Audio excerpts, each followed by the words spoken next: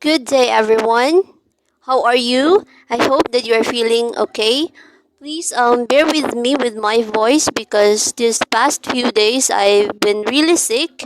And okay, let us start. Okay, today's lesson is about transitional words. Do you know that transitional words are also known as connectives or conjunctions? If I am going to ask you what is a transitional words or devices, perhaps you'll answer is it is part of speech. Yes, it is partly correct. It is part of speech. But then let us know what is really or what is a transitional word. What are the categories of transitional words? What are their uses and significance? Let us start.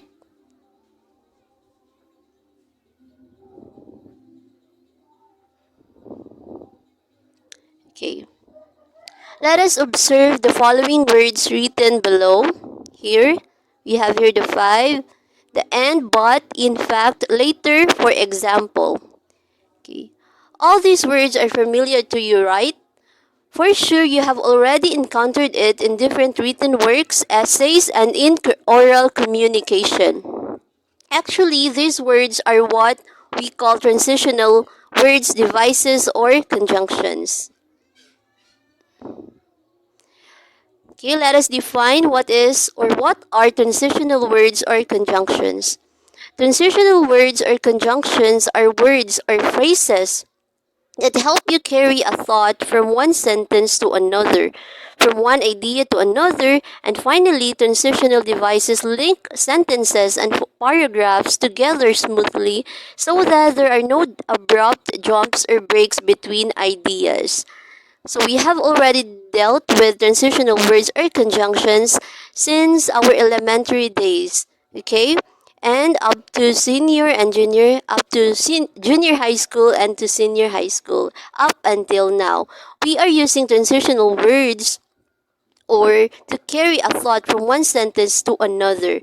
Again, transitional words or conjunctions are words or phrases used to connect another idea to an idea to another idea. Then we are also using transitional words to connect sentence from one sentence to another sentence and or from one paragraph to another paragraph. It is in order so it is in order that the sentences will not breaks or it will not awkwardly breaks between ideas. Okay? Then from those five words, the and, but, in fact, later, and for example, let us use each word in a sentence format. Number one, okay, for the and. Number one, Juliana traveled abroad last week and she bought a beautiful white dress there. The and there is used to indicate addition. It adds Juliana traveled abroad last week and she bought a beautiful white dress there. We can observe, we can see in the sentence that Juliana traveled abroad last week. It is a complete sentence, right? It is an independent clause. Without the end, it is an independent clause. It is a complete sentence. Why? Juliana is the subject of the sentence, right? Then traveled is the verb. Juliana traveled abroad last week. Okay, so it is in the past tense of tenses, past tense, using past tense. Then, she bought a beautiful white dress, another independent clause. She is the subject while bought is a verb in the past tense. This is in the past tense. So the end there add the two independent clauses which are the Juliana traveled abroad last week and she bought a beautiful white dress there. Okay? Again, in the sentence, the two ideas, independent clauses were connected by the use of and. They were added by the use of and.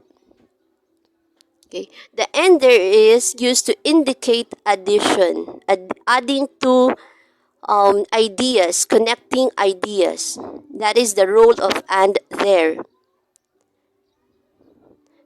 Now let us proceed to the to the next. Now let us use another word. Number 2, sentence 2. I want to eat durian, but I don't like its smell. The but there is a conjunction, right? The but there is used to indicate contradiction. Why? Let us see in the sentence. I want to eat durian. Okay? The subject says that she or he wanted to eat durian, but, however, like that, but she or he don't like the smell of the durian. Okay? In the sentence, the subject I says he wants to eat durian, but he don't like the smell of it. Okay? Then, there is a contrasting of two ideas. Why? Okay? Contrasting of two ideas, the independent clauses we can see that I want to eat durian, and no, that is the first the first uh the first independent clause, and then followed by I don't like its smell is another independent clauses. They can stand alone. The two independent clauses can stand alone. Okay? And then the but there is used to contradict the two ideas that I want to eat durian but I don't like its smell. The but there again is to used to indicate contradiction between the two ideas. Okay, can you see the difference? It contradicted the between the durian itself and its smell. Contradiction of two ideas. If the first sentence is used to add the connecting ideas. This one is but is used to contradict the two ideas. They are not the same. They are not on the same path. Just like that. Okay, number 3. A woman likes a man who is open to her partner. In fact, according to a research, 95% of women prefer a man who is open to their emotions. Sorry, this is emotions, but okay. Okay, according to todateforlove.com. In fact, the word in fact there is used to indicate support or proof. Okay, in the sentence, in fact is used to support the claim that a woman prefer a man who is open or that is open to her partner. The claim is supported. The claim of the woman, the woman likes a man who is open to her partner. Then it was supported by a statement or by a data that says that 95% of women prefer a man who's open to their emotions, which is a proof of evidence done by research. So in fact, there is used to indicate support or prove. Actually, the signal, the in fact, the word in fact is used actually to prove something. So it should be factual, from a factual information done by research or anything that is proven true. Okay? The word in fact is used actually in stating a statement that is true, that is factual. So it should be proven. Okay. Number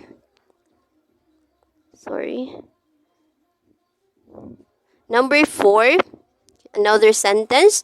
Number 4. Michael will join the meeting later this afternoon. Later there is used to indicate time. Okay. It answered the question when. When will Michael join the meeting? Later this afternoon. See the difference in there. So, in the sentence, the conjunction later is used to indicate time. Okay. When will Michael join the meeting? Later. It answered the question when. Let's proceed to the number 5. Number 5 sentence.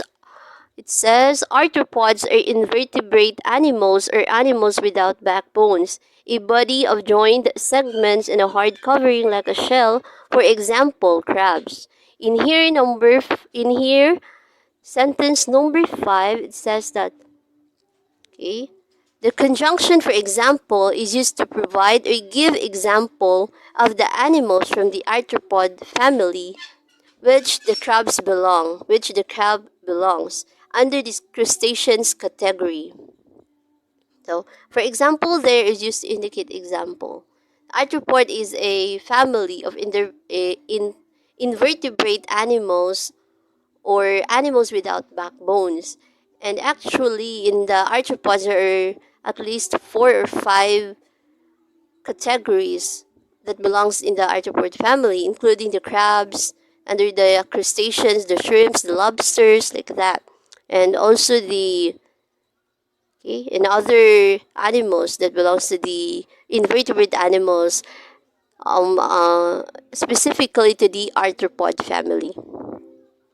And then, in the given examples of sentences, as we can observe, in the given examples of sentences, we can say that transitional words has many applications, right? And usage based on their categories. Okay. Here are the list of categories of transitional words devices. First bullet is to indicate agreement, addition, or similarity. Okay. Then, second bullet, to indicate an example, show support or emphasize.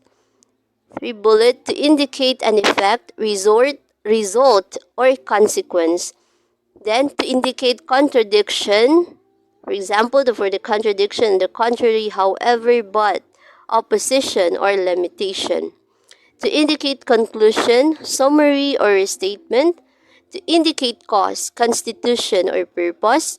To indicate time, chronology, or sequence. And lastly, to indicate location, space, or place. For the conclusion, transitional words or conjunctions have many functions in grammar learning. Through transitional devices, it improves writing flow and clarifying relationships between ideas, sentences, and paragraphs.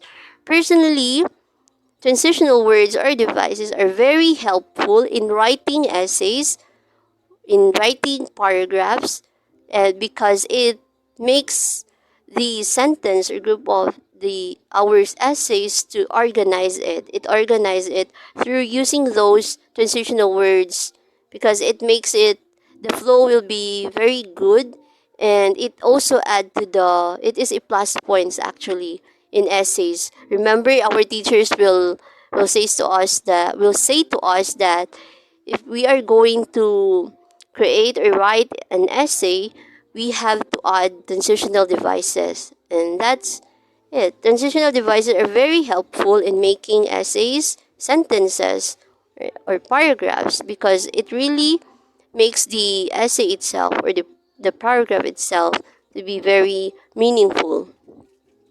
Okay, so the uses and significance of transitional devices are very or are functional. They have they have they have many uses and significance actually, and they are used according to their category, to their category, to their usage.